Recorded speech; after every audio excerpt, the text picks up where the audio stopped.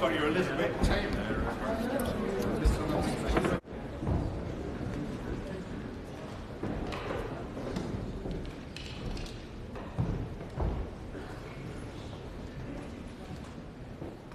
My Lords and members of the House of Commons, Her Majesty, not thinking fit to be personally present here at this time, has been pleased to cause a commission to be issued under the Great Seal and thereby given her royal assent to an act which has been agreed upon by both Houses of Parliament, the title whereof is particularly mentioned, and by the said commission has commanded us to declare and notify her royal assent to the said act in the presence of you, the Lords and Commons assembled for that purpose,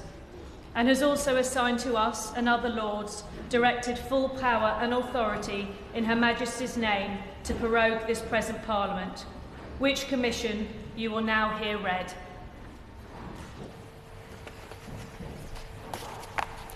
Elizabeth II, by the grace of God of the United Kingdom of Great Britain and Northern Ireland, and of our other realms and territories, Queen, Head of the Commonwealth, Defender of the Faith, to our right trusty and right well-beloved, the Lords spiritual and temporal, and to our trusty and well-beloved, the knights, citizens and burgesses of the House of Commons in this present Parliament assembled, greeting. For as much as in our said Parliament an act has been agreed upon by you, our loving subjects, the Lords spiritual and temporal, and the Commons, the short title of which is set forth in the schedule here too, but the said act is not of force and effect in the law without our royal assent,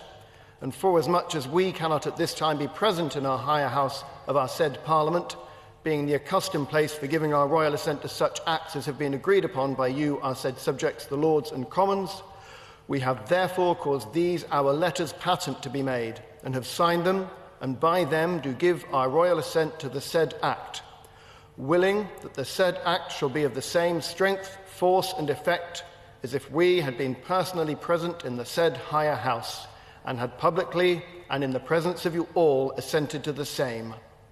Commanding also our well-beloved and faithful counsellor, Robert James Buckland, Chancellor of Great Britain, to seal these our letters with the great seal of our realm, and also commanding the most reverend Father in God, our faithful counsellor Justin Portal, Archbishop of Canterbury, Primate of all England and Metropolitan, our well-beloved and faithful counsellors, Robert James Buckland, Chancellor of Great Britain, Peter Norman, Lord Fowler, Lord Speaker, Natalie Jessica, Baroness Evans of Bowes Park, Lord Privy Seal, James Arthur David, Lord Hope of Craighead, or any three or more of them, to declare this our royal assent in the said higher house, in the presence of you, the said Lords and Commons, and the clerk of our parliaments, to endorse the said act in our name as is requisite, and to record these our letters patent, and the said act in manner accustomed. And we do declare that after this our royal assent given and declared, as is aforesaid, then and immediately the said act shall be taken and accepted as a good and perfect act of Parliament, and be put in due execution accordingly. And whereas we did lately, for diverse difficult and pressing affairs concerning us, the state and defence of our United Kingdom and Church, ordain this our present Parliament to begin and be holden at our city of Westminster, the 13th day of June in the 66th year of our reign, on which day our said Parliament was begun and holden, and is there now holden, know ye that for certain pressing causes and considerations, us especially moving, we have thought fit to prorogue our said Parliament. We therefore, confiding very much in the fidelity, prudence and circumspection of you, our commissioners aforesaid, have, by the advice and consent of our council, assigned you, our commissioners, giving to you or any three or more of you, by virtue of these presents, full power and authority in our name to prorogue and continue our present Parliament at our city of Westminster aforesaid, on a day no earlier than Monday the 9th day of September, and no later than Thursday the 12th day of September, until and unto Monday the 14th day of October, there then to be holden. And we command you that you diligently attend the premises and effectually fulfil them in manner aforesaid. We also strictly command all and singular our archbishops, bishops, lords, baronets, knights, citizens and burgesses, and all others whom it concerns, to meet at our said Parliament by virtue of these presents, that they observe, obey, and assist you in executing the premises as they ought to do. In witness whereof we have caused these our letters to be made patent. Witness ourselves at Westminster, the 10th day of September, in the 68th year of our reign, by the Queen herself, signed with her own hand.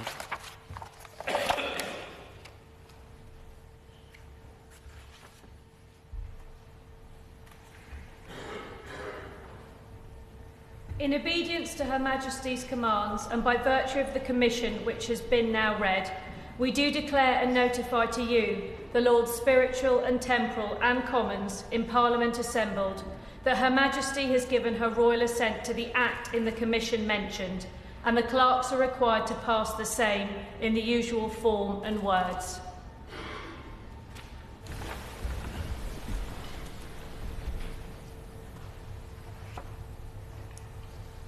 Parliamentary Buildings Restoration and Renewal Act.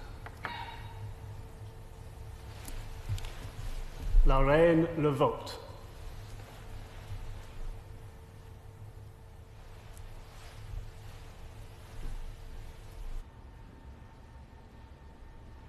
My Lords and members of the House of Commons, we are commanded to deliver to you Her Majesty's speech in Her Majesty's own words. My Lords and members of the House of Commons, my government's legislative programme has laid the foundation for the United Kingdom's departure from the European Union while pursuing wide-ranging domestic reform. Landmark legislation was passed and has now been commenced to repeal the European Communities Act. Other laws are in place to enable the United Kingdom's smooth exit from the European Union, establishing new arrangements on international sanctions, nuclear safeguards, customs and reciprocal healthcare arrangements. Close to 600 statutory instruments have been made to ensure a functioning statute book following the United Kingdom's departure from the European Union. The stability and strength of the Union that joins England, Scotland, Wales and Northern Ireland has been at the forefront of my government's agenda. Preserving and promoting the social, economic and cultural bonds that unite this nation remains of the utmost importance to my government. My government continues to work to ensure that locally accountable politicians can take decisions in Northern Ireland at the earliest opportunity.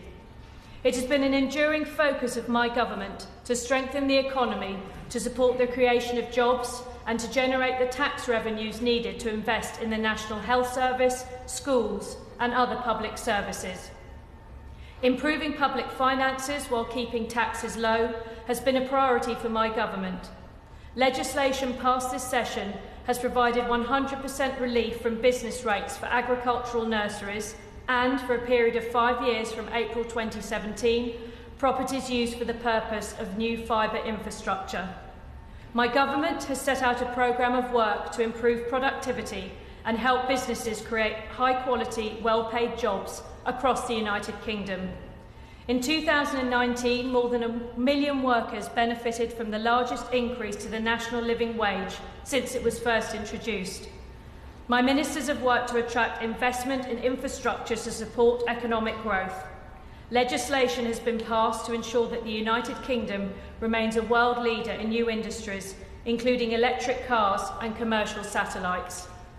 My government has continued to support international action against climate change, including implementation of the Paris Agreement. Recognising the need for bold steps to protect the planet, a commitment to reach net zero carbon emissions by 2050 was enshrined in law, making the United Kingdom the first major economy to do so. Draft legislation was published, which will establish a new body to ensure the United Kingdom's high environmental standards are maintained and to protect and improve the environment for future generations. My government has legislated to protect animals, including bans on the sale of ivory, puppies and kittens by commercial third parties and the use of wild animals in travelling circuses in England.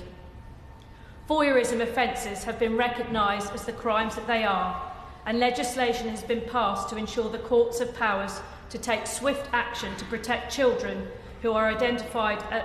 as at risk of female genital mutilation.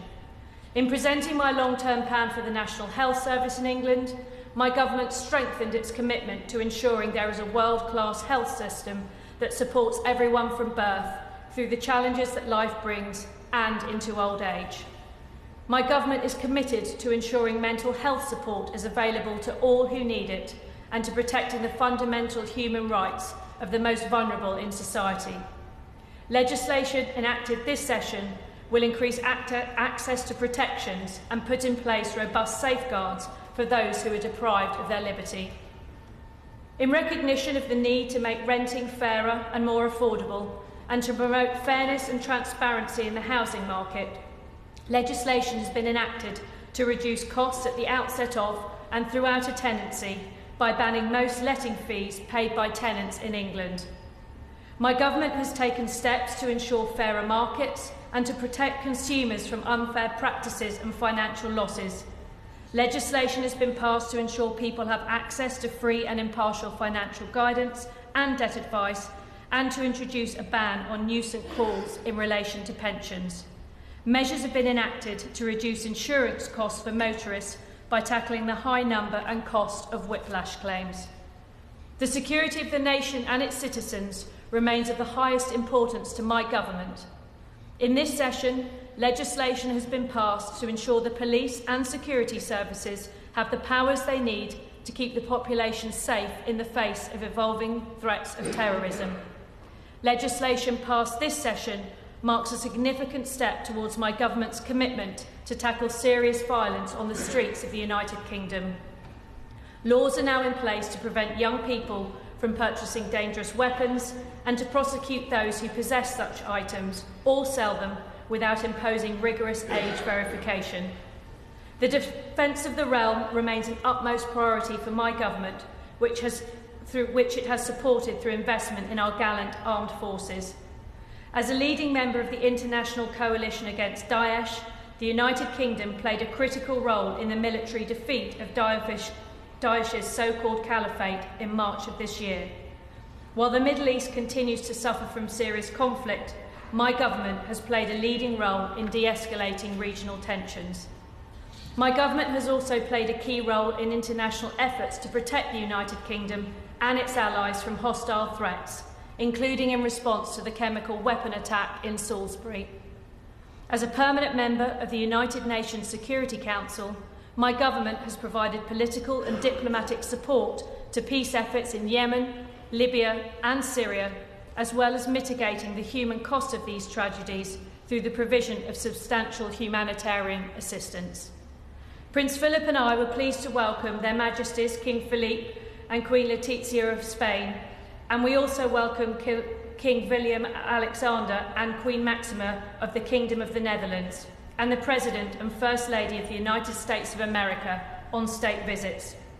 Prince Charles and I were delighted to attend a national commemorative event to honour and remember the heroism, courage and sacrifice of the many servicemen and women who participated in the D-Day landings. Members of the House of Commons, I thank you for the provisions which you have made for the work and dignity of the Crown and for the public services. My Lords and members of the House of Commons, I pray that the blessing of Almighty God may rest upon your councils. My Lords and members of the House of Commons, by virtue of Her Majesty's commission, which has been now read, we do, in Her Majesty's name and in obedience to Her Majesty's commands, prorogue this Parliament to Monday, the 14th day of October, to be then here holden, and this Parliament is accordingly prorogued to Monday, the 14th day of October.